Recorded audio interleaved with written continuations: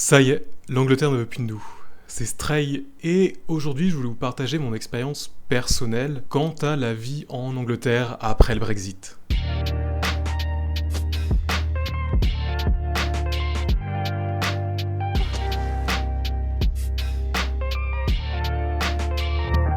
Ça fait déjà maintenant 4 ans que je vis en Angleterre, et mon avis sur le pays a fortement évolué depuis mon arrivée, au point de me faire remettre en question ma décision. Il y a 8 ans, j'étais parti ici pour expérimenter la vie à Londres, pour faire un break, on va dire, durant mes études, et j'avais entendu de bonnes choses au sujet de l'Angleterre.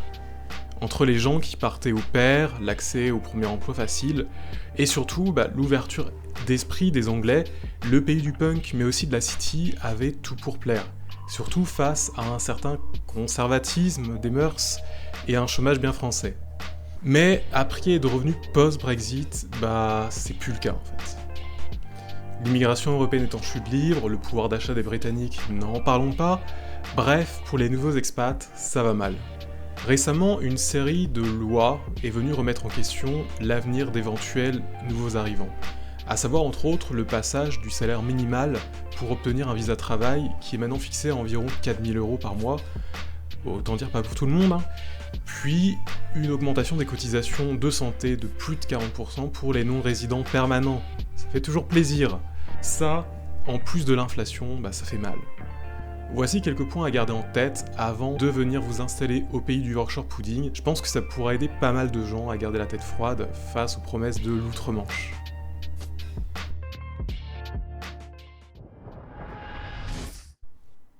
Le visa.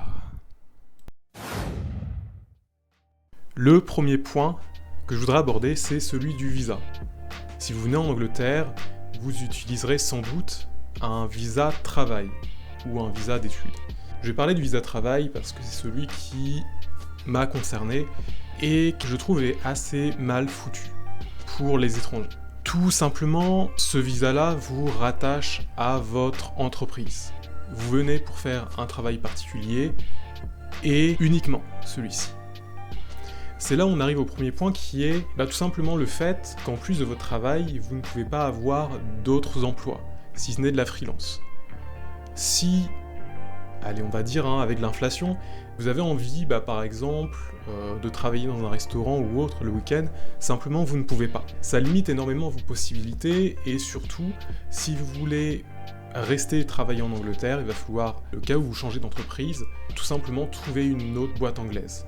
Et en fait, simplement le fait que votre entreprise puisse décider du jour au lendemain de vous virer, ce qui entraînera la disparition de votre cercle social, on est bien d'accord, si vous perdez votre emploi, c'est dehors. Vous avez quelques mois pour trouver un autre emploi, mais dites adieu à votre vie sociale, dites adieu à tout ce que vous avez installé en Angleterre. Tant que vous n'avez pas de visa de résidence permanent ici, vous êtes jamais sûr de rien en fait. Et ça, durant 4-5 ans.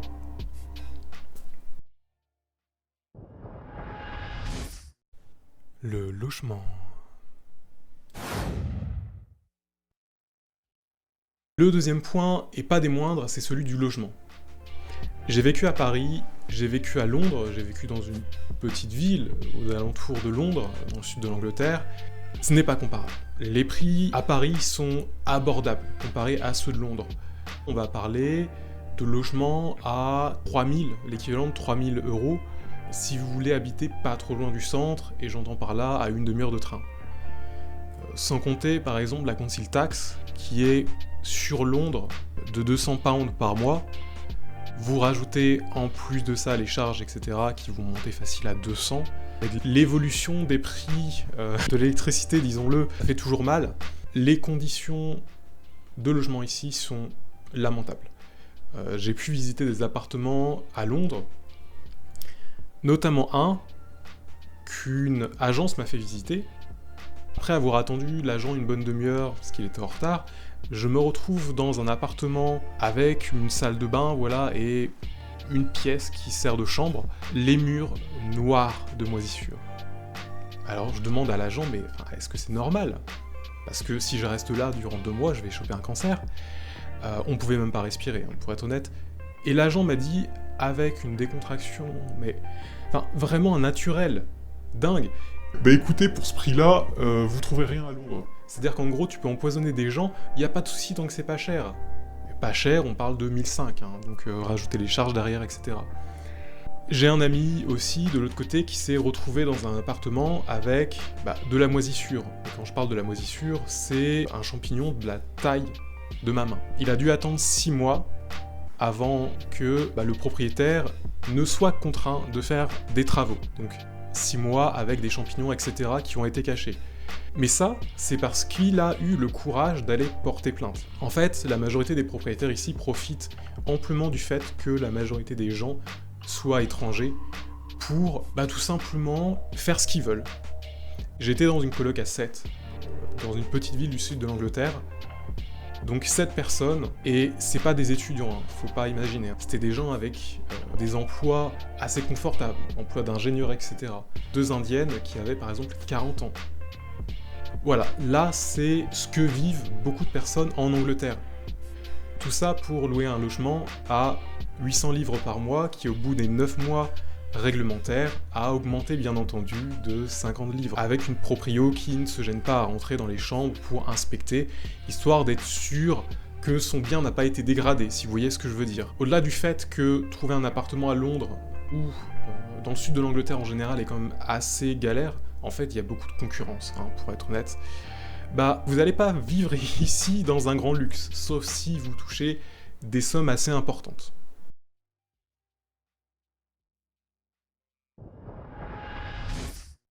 Les transports.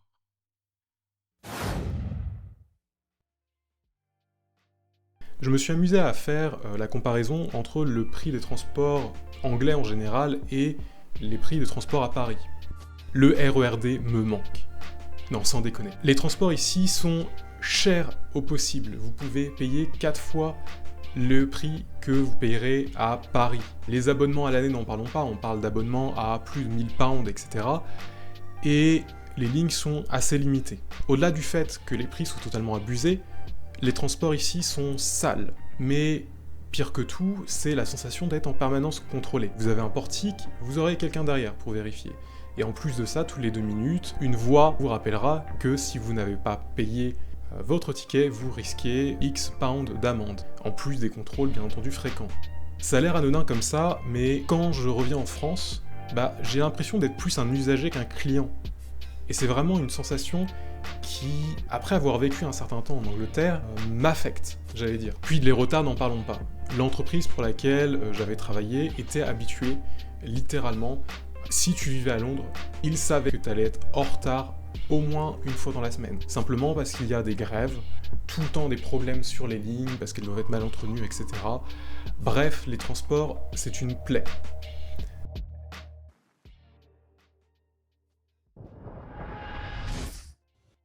La santé. Le système de santé anglais est à l'abandon. Le NHS est surchargé, sans doute trop de personnes, probablement pas assez de moyens. En France, j'ai l'habitude d'aller au cabinet de santé, voir mon médecin de famille, et si j'ai un problème, en 1 semaine ou 2, je peux avoir un rendez-vous. Ici, n'espérez même pas avoir un rendez-vous avec un médecin. Encore une fois, on parle d'une zone très densément peuplée, où normalement doit y avoir plus de médecins qu'ailleurs. Je n'ai jamais pu voir un médecin. Je ne déconne pas. J'ai essayé d'avoir des rendez-vous au cabinet de santé à côté de chez moi, ça m'a pris plus d'1 mois pour avoir un rendez-vous avec une infirmière qui m'a même pas ausculté, simplement parce qu'elle avait pas le temps, et qui m'a demandé de faire des analyses qui après 3 semaines, voilà, aucune nouvelle, j'appelle, ils ont paumé les analyses. Fort heureusement, je paye une mutuelle privée. J'attends 1 mois pour avoir comme seule option une infirmière à distance. Je ne déconne pas. Vraiment, par webcam, quoi. Enfin, autant vous dire que les problèmes de santé, ici, sont, traités d'une manière beaucoup moins sérieuse qu'en France, j'allais dire. J'ai pu discuter avec la femme d'un collègue qui vient du Mexique, et on s'amusait à comparer, en fait, le système de santé mexicain au système de santé anglais, ayant vécu un peu au Mexique aussi. Quand vous en arrivez à comparer le Mexique à un pays comme l'Angleterre, vous vous dites qu'il y a quand même de sérieux problèmes dans le pays. Dernier point, pas des moindres, pour les gens comme moi qui aiment la nourriture. Les restaurants sont extrêmement chers pour pas grand chose. Très dur à avoir un plat pour moins de 50 livres. Mais la spécialité locale qui me chiffonne, j'allais dire, ce sont les service charges.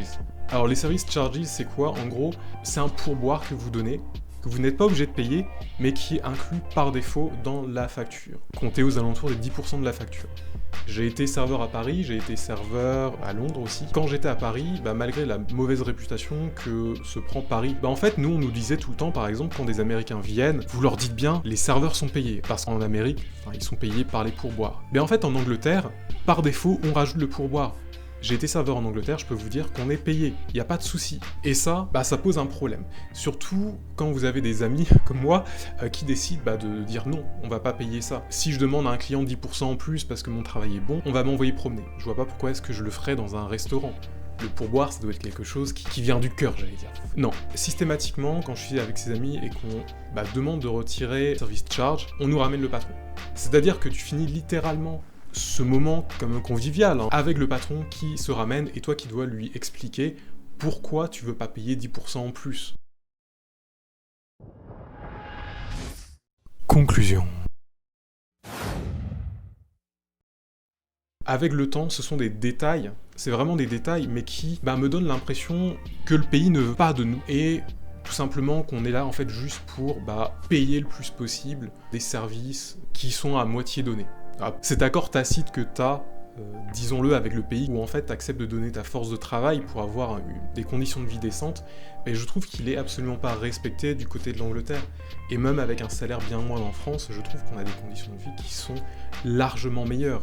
Maintenant, je tiendrais à rappeler quelque chose, c'est que les premiers à souffrir dans cette histoire, ce sont surtout les Anglais.